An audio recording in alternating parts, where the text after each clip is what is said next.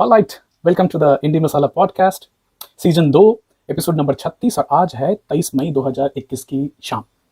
इंडी मसाला जहां पर हम बात करते हैं हेल्थ, फिटनेस और अवेकनिंग के बारे में। और आज की टॉपिक जो है वो अवेकनिंग वाली ही है। तो एक सवाल, आप इसको मिड लाइफ क्राइसिस भी बोल सकते हैं। 45 साल हो गई है उम्र, तो हु एम आई, कौन हूँ मैं। और आज कोई फिक्स्ड दायरा नहीं है जिसके थ्रू हम बातचीत करने वाले हैं। ये एक फ्री फ्लोइंग थॉट है। कुछ पॉइंटर्स लिखे हैं जो आपके साथ शेयर करूंगा। और मेरे जो रेगुलर श्रोता हैं उन सबसे रिक्वेस्ट है कि ये सवाल आप खुद से भी पूछें, हु एम आई, कौन हूं मैं। तो आपको याद है वो कुछ एक पिछले सप्ताह में ही बात हुई थी हमारी कि हम सब प्याज की तरह हैं। अब मैंने प्याज क्यों बोला, प्याज की बड़ी इज्जत करता हूँ, कोई बुरी बात नहीं बोल रहा हूँ उसके बारे में, क्योंकि हमारे ऊपर में layer and layer and layer of identity होती है। इतनी पहचानें लेकर चलते हैं हम। मैं बेटा हूँ, मैं पति हूँ, मैं पिता भी हूँ, मैं किसी का भाई हूँ, किसी का दोस्त हूँ। ऊपर से देखने जाऊँ तो मैं वसई में रहने वाला एक वसईकर हूँ, एक महाराष्ट्रियन हूँ, एक बिहारी हूँ जो महाराष्ट्र में आके 20 सालों से रह रहा है। फिर मैं एक भारतीय भी हूँ, भारत माँ की संतान। इसके ऊपर की आइडेंटिटी है कि मैं एशिया महादेश का रहने वाला हूँ। इसके ऊपर की आइडेंटिटी लेने जाएँ तो फिर और एक धर्म वाली आइडेंटिटी बड़ी स्ट्रांग होती है कि मैं हिंदू हूँ, तो मुझे इस तरह से व्यवहार करना चाहिए। अभी जब से एलॉन मस्क और जेफ बेजोस साहब हैं, वो रिचर्ड ब्रांसन जो इंटरगैलेक्टिक ट्रैवल की बात करते हैं कि हम एक मार्स पे जाके अपनी कॉलोनी बनाएंगे, तो वहाँ पे क्या बोलेंगे हम, मैं हिंदू हूँ, क्रिश्चियन हूँ, इंडियन हूँ, वहाँ पे आइडेंटिटी चेंज हो जाएगी। फिर हम बोले हम पृथ्वी वाले हैं। तो भगवान करे कि उसके आगे की जर्नी हमारी जीवन काल में देख ले तो बड़ी खुशी की बात होगी कि हम मार्स के अलावा भी आके निकल पाए। तो फिर अगर इंटरगैलेक्टिक ट्रैवल हो गई तो फिर आप क्या बोलेंगे, फिर बोलेंगे अब मैं मिल्की वे गैलेक्सी से हूँ। तो सोच रहा था मैं कि हु एम आई, कौन हूँ मैं। इसमें जितनी बड़ी मेरी आइडेंटिटी, जितनी बड़ी सोच लेके मैं चलूँ, मेरे लिए तो सबसे बड़ी सोच है कि मैं मानव हूँ। पृथ्वी पे रहने वाले बहुत सारे जीवों में से एक जीव मैं भी हूँ, मानव हूँ। और जितना अधिकार मुझे रहने का है उतना ही अधिकार बाकी जीवों का भी है। तो इस मानव वाली आइडेंटिटी को लेकर चलें तो फिर ये भी आती है सुपीरियरिटी की, हम मानव हैं तो सबसे ज्यादा रहने का हक हम ही को है। तो आप गली में अगर कुत्ते ज्यादा हो जाएं तो लोग परेशान हो जाते हैं, बोले इतने सारे कुत्ते हो गए। और कभी कभी ये बात खटकती भी है कि आफ्टर ऑल ये आखिर इंसान को ही क्यों डिसाइड करना है कि कौन सा जानवर कितना रहना चाहिए। प्रतिदिन कितने सारे स्पीसीज इंस्टिंक्ट हो जाते हैं, पृथ्वी से ही हमेशा के लिए विलुप्त हो जाते हैं। Anyway, that's a different thought. तो जितनी बड़ी आपकी थॉट, जितनी बड़ी आपकी आइडेंटिटी, आप छोटी से छोटी चीजों के लिए भी लड़ सकते हैं, मर सकते हैं, मार सकते हैं। It depends on your identity. आप अक्सर सुनते होंगे 100 रुपए के लिए, 200 रुपए के लिए भी लोग एक दूसरे की जान ले लेते हैं। और कोई ऐसा भी इंसान होता है जो अपनी पूरी जीवन की कमाई ऐसे ही लुटा देता है, गरीबों में बांट देता है, जरूरतमंदों में बांट देता है। तो धर्म की जो पहचान है वो भी एक बड़ी चीज कमाल की है। आज के समय में जब भी कोविड इतने तीव्र हालत में है, जहां पे नदी के किनारे पता नहीं कितने सैकड़ों लोगों की लाशें हर दिन मिल रही हैं, लोगों के पास लकड़ियां नहीं है कि उनको जला सके, तो मिट्टी में ही डाल के भाग जाते हैं। वो भी उनके प्यारे थे, राइट।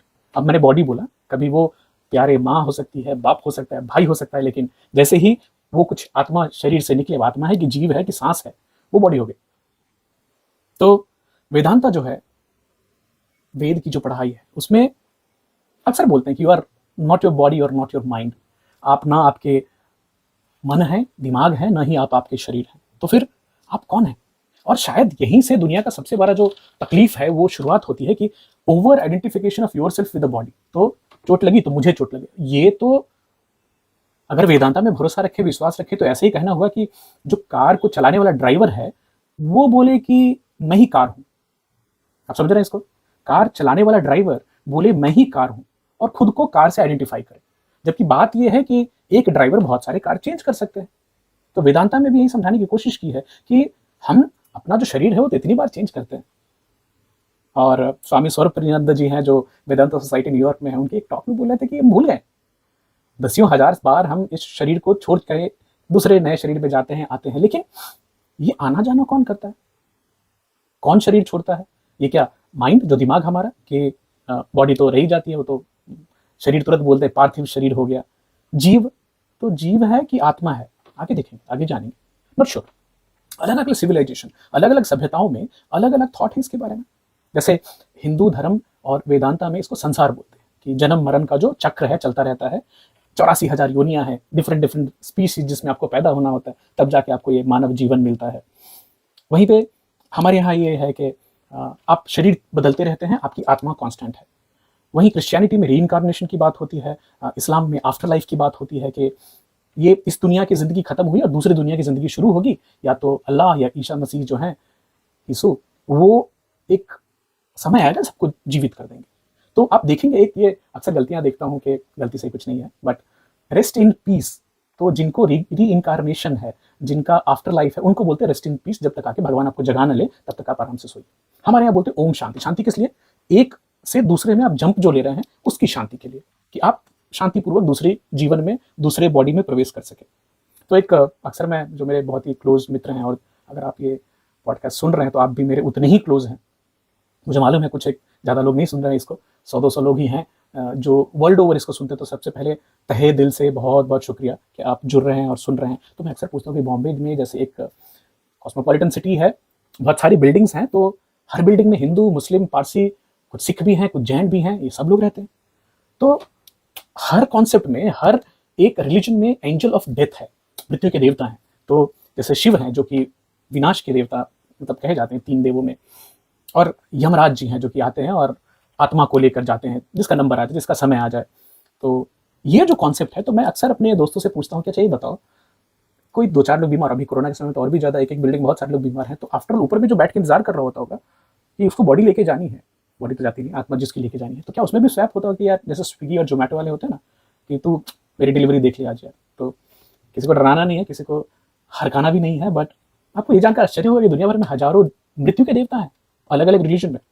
तो जैसे जो यमराज की जो कॉन्सेप्ट है, ये तिब्बतन फिलॉसफी में भी, बुद्धिस्ट में भी, बुद्धिज्म में भी ये सब चली गई, जो यमराज की और नरक के जो देवता उनको कहा गया है। इसलिए डराना नहीं चाहता, बट मृत्यु के आजू बाजू, मरने के आजू बाजू बहुत सारा डर है, बहुत सारा फियर और नेगेटिविटी भी है। और मुझे नहीं लगता शायद कि जितना मरने से या मरने के प्रति चिंता हम प्राणी करते हैं, हम ह्यूमंस करते हैं, शायद दूसरे एनिमल्स उतना करते हैं। हाँ, जीव अपनी रक्षा करने की हमेशा कोशिश करते हैं, बट एक और चीज़ देखने में आई है कि जब लोग ज़्यादा बीमार होते हैं या फिर उम्र की एक अवस्था प्राप्त कर जाते हैं, उसके बाद उनमें और ज़्यादा हिचक और डर होती है इस मौत के प्रति। तो खाली ये कल्चरल हर जगह आप देखेंगे, किसी एक पे टिप्पणी नहीं है। तो आफ्टर ऑल ये डर किस चीज़ का है? मरने का जो डर है, किस चीज़ का डर? कि और ये डर कौन रहा है? ये आपका दिमाग डर रहा है कि ये शरीर डर रहा है? क्योंकि वेदांता के हिसाब से तो आप ना तो माइंड है, ना आप बॉडी है, तो डर कौन रहा है भाई?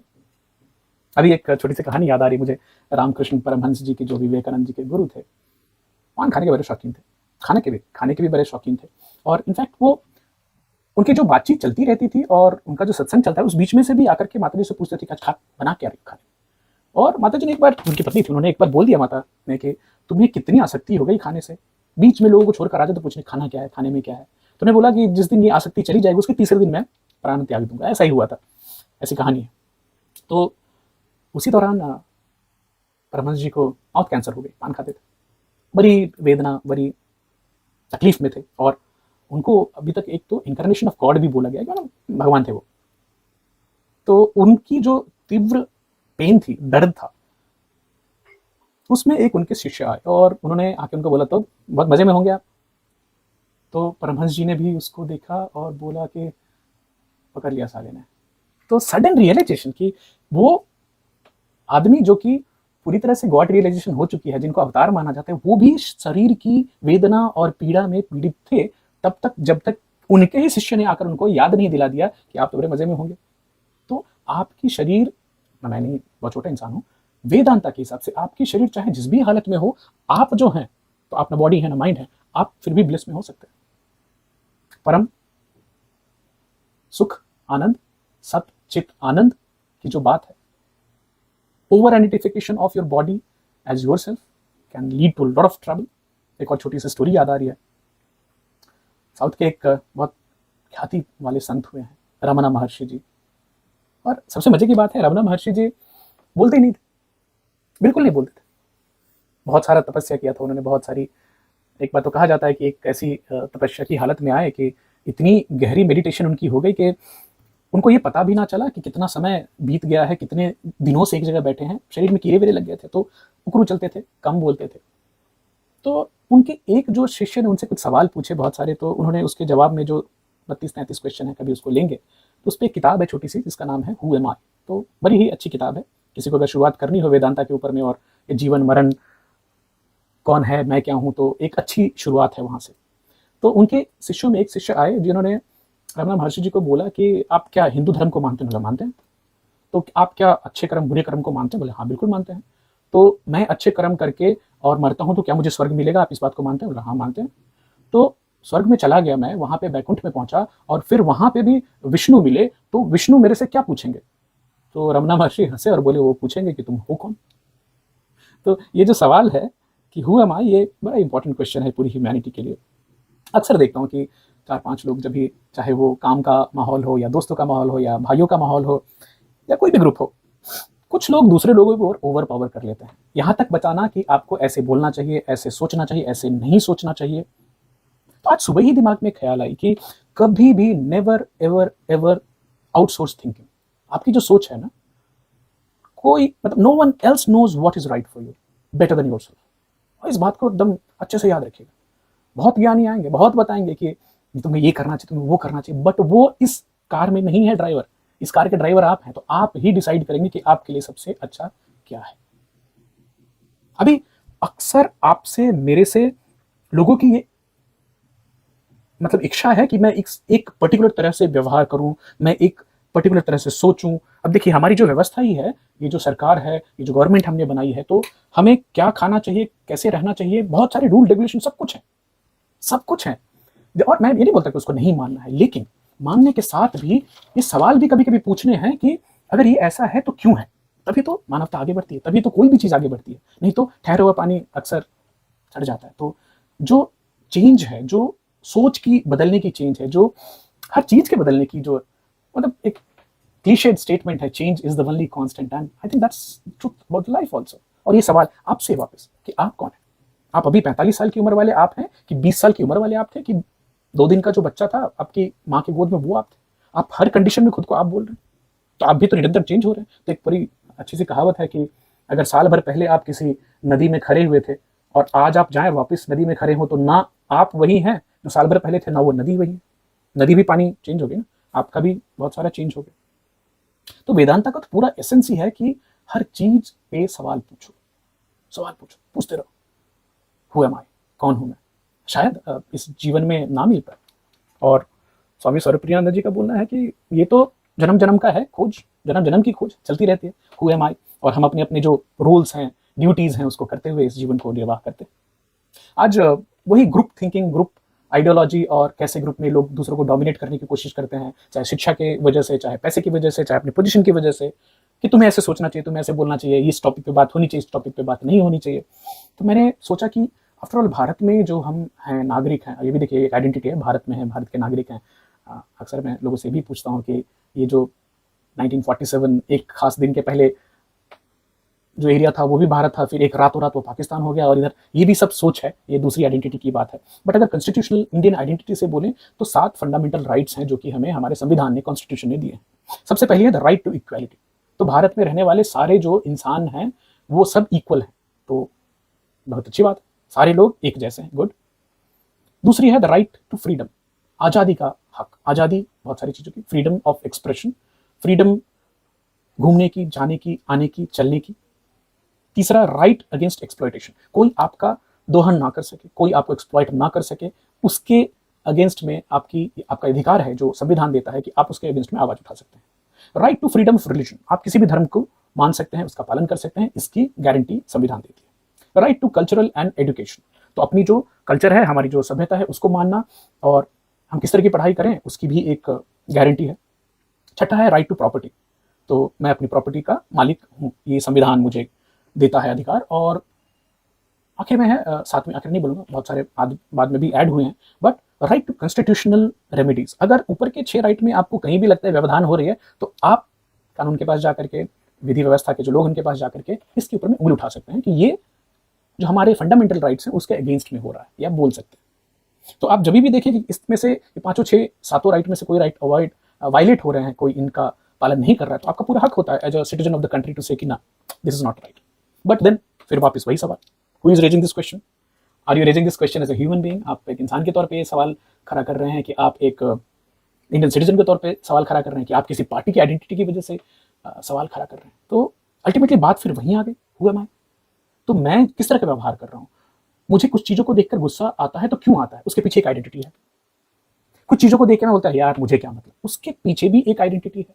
तो वही प्याज है हम, प्याज के परत की तरह परत के परत हमारे ऊपर हैं और हम अपनी आइडेंटिटी के हिसाब से व्यवहार करते रहते हैं। और वापस वही कार और ड्राइवर वाला, जो कार चला रहे हैं उस कार को ही खुद समझ लेना। एक ड्राइवर बोले मैं ही कार हूँ, तो रमना महर्षि की बात पे ध्यान दीजिए।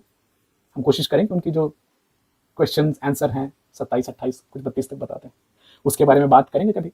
बट आज मैंने सोचा कि चलिए दिल से बात करते हैं, आज कोई टॉपिक फिक्स ना रखते हैं। हेल्थ फिटनेस बहुत दिन होती है, बट ये दिमाग की अवेकनिंग होना भी बहुत बहुत ज़रूरी है। उम्मीद है मैंने आपके दिमाग में कुछ नए विचार डाले होंगे।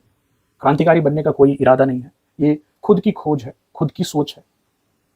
मैं कौन हूँ, क्या कर रहा हूँ, सही गलत क्या है, दुनिया कहाँ जा रही है, क्या हो रहा है, इन सब के लिए अंदर में एक इंट्रोस्पेक्शन था। बहुत दिनों से इच्छा थी आप सबसे शेयर करने की, आज मौका मिल पाया, बहुत बहुत शुक्रगुजार हूँ।